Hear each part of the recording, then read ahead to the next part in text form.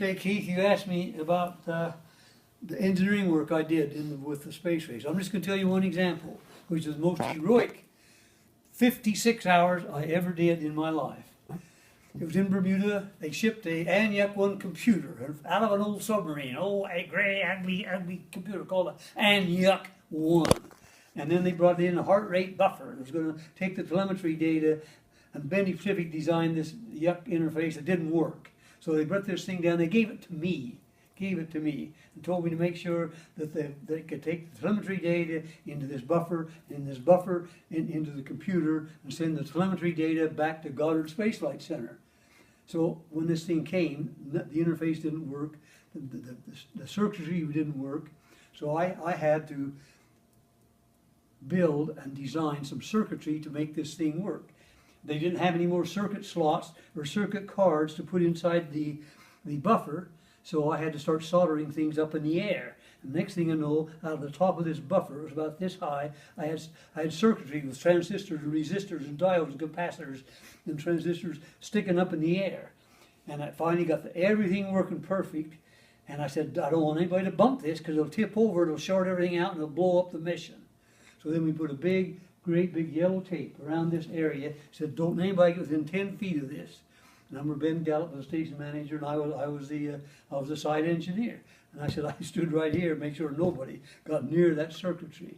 So that was part of this 56-hour stint I had to do.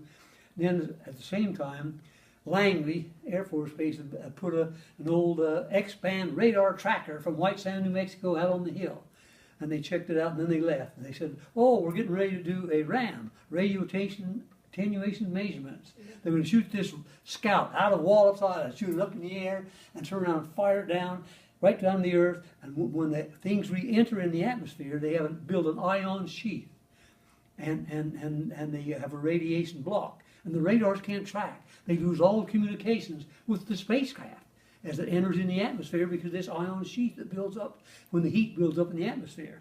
So they said if we go to Xband, high frequency, 10,000 million cycles a second frequency with this Xband tracker, maybe we can track it through blackout. They called it blackout.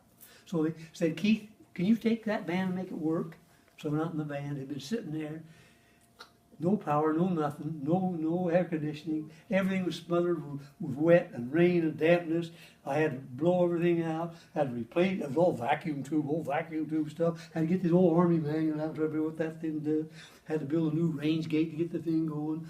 Then I had to put a horn on top of the FPS-16 building. Then I had to get the thing so I could track the antenna. It had a 1/10 of a degree beam width.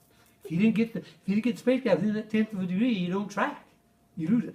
And you're supposed to get pulse position modulation, PPM telemetry from this thing too, for going into the telemetry, so they could tell how the thing was doing with the track. And then I had to track it too with X-band frequency. And that means I had to lay this thing on the island. All the other antennas could slave to each other and help each other point. This had no slave source. So I had this was a Nike missile tracker, and it had these launcher positions. So when the enemy came over, they could position their antenna by punching these launcher positions and position the antenna to point toward the enemy, and then rate it up and fire the thing and blow it up. That's all I had to try to find this 1/10 of a degree beam with the spacecraft like over the horizon. So I remembered I got to leave it on the horizon. If I tried to raise it up, I'm going to lose it altogether. So I had to punch these launcher positions.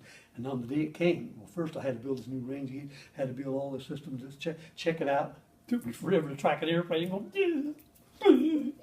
we finally tracked it one day. Oh my God, we got so sick of face out.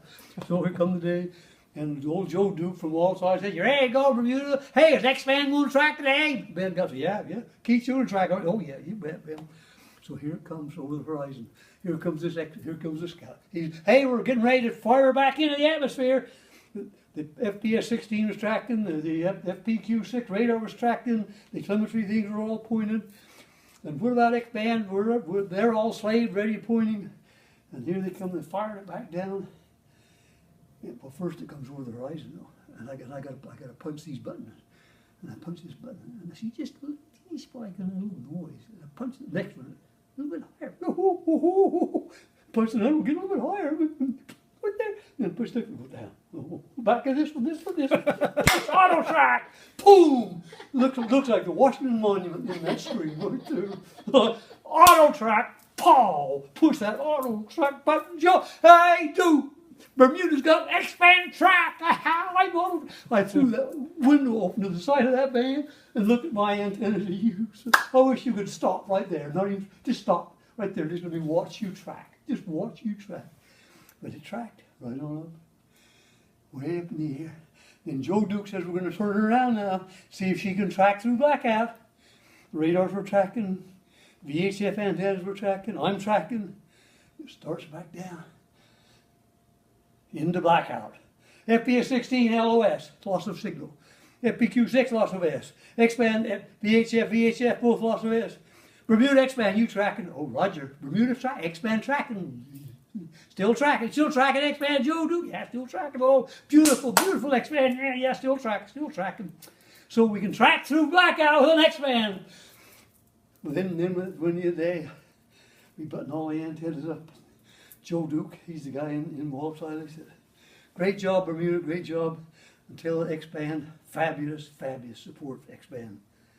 And I look at my watch and said, this has been 58 hours straight. I tracked that MA-9, Mercury Atlas 9 mission with the Anyuk and that little buffer I designed, and I tracked the scout through blackout. I wandered out of there and I fell over the hill into the tall grass and plopped down on my back, looked up at the sun and went sound asleep.